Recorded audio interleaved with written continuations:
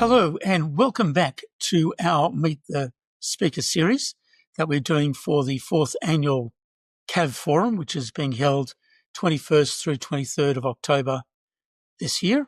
And today it's my great pleasure to introduce Tim Renes, who is the chairman of VPAM and will be presenting on some of the issues to do with VPAM and the testing standards. So welcome, Tim. Good to see you again. Likewise, Rob. Good to be here. Excellent. All right. So why don't we start, Tim, and why don't you give us a brief rundown about yourself and the role you play there at VPAM, and also a bit about the work that you do with TNO.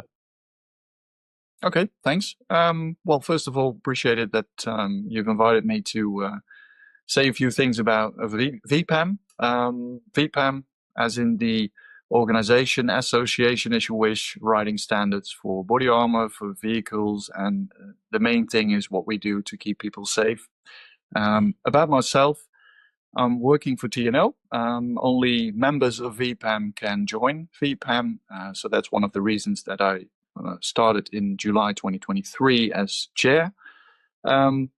A lot of work, a lot of good stuff. I have a background in mechanical engineering and was working for Hermes internationally, and then started working for TNO. And of course, then VPAM is an association where TNO is a member since many years, and the rest of the members also. So VPAM is now like 26 years, an association doing a lot of work. There has been done a lot of work, and now we hope to pursue that and push that in a more professional, even more professional way, where we try to also have that legal entity in place. So that's just going to be one of the topics that I'm going to discuss about, the status of the legal entity, but also a industry meeting that we've had where I would like to say a few words and also let the industry know that we're open to questions and other thoughts. So hopefully we can make sure that if industry has questions, that VPAM is open to answer to those.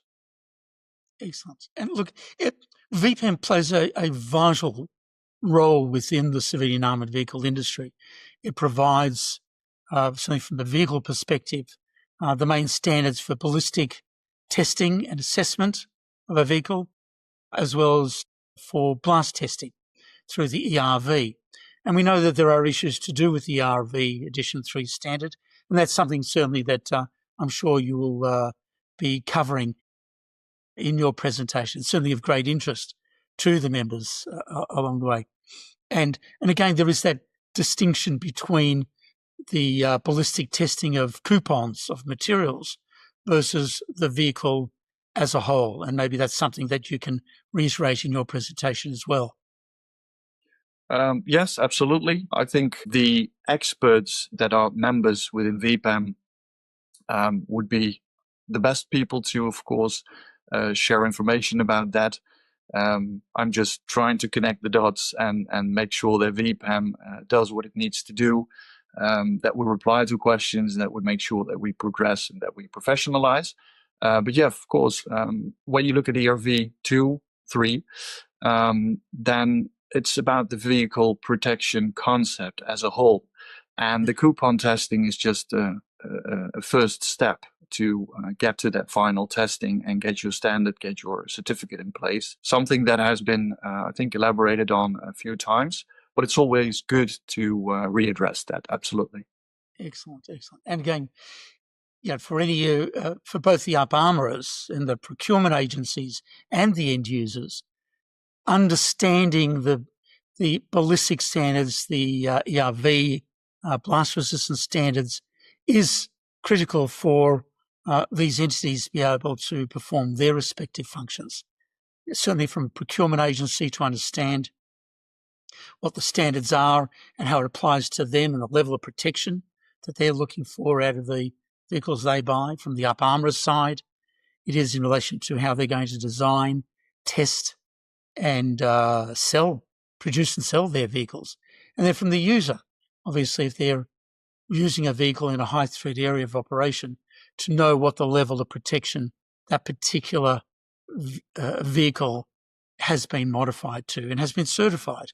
And that's also a very important aspect between the what's known as the B6 vehicle, an uncertified vehicle that many agencies are still buying, versus the fully certified BRV or ERV vehicle along the way. So certainly once when you do your presentation, I'm sure you're going to be open to an open dialogue and conversations and questions from those who are attending the forum. Is that right? Oh, absolutely. I think that is, at least for myself, and I think also for VPAM and its members, I think actually critical that if you write a standard that you think and assume is good and helpful to work with and making occupants safe, or when it comes to body armor or other standards that can be executed by testing, you want people to be safe. And if there's questions from industries, from NGOs, from governments, doesn't matter who, but if they have ideas to maybe improve our standards, or maybe we need to adjust a few things, like we have this ERV3 situation where there's a lot of questions that still have not been answered. And I hope to get those answers before we have the CAV Forum, of course. But that depends on the members and their willingness to share certain information. Where we see some information is kind of confidential, or at least not possible to share too much details about. The ERV2 is still open and has been used for many years. It's also still possible to test according to that ERV2. But I can imagine that people ask themselves, but there's a newer edition, or it sounds like it's a more actual edition because it's number 3. But then it also should work and it should be transparent. And I think that has been addressed not only during the last CAV Forum, but also in the industry, and also during the industry meeting that we had beginning of this year, spring 2025. And I think that was very interesting. And also there is a position paper that we now can hopefully finalize soon. So that will be sent to certain organizations to also ask for some more transparency. Look, I think that's excellent. Again, VPAM does play a critical role in the industry. Having transparency and understanding of both the logic and the practical application of the standard in relation then to the testing and certification of vehicle, that's critical. In that way, then procurement agencies, up armourers, users, fleet managers then have confidence that the certificate itself, the certification process, are all then appropriate to the level of risk that they operate within their areas of operation. So we certainly look forward, Tim, to your presentation. And again, that open dialogue, that open forum that we're going to have as part of your presentation.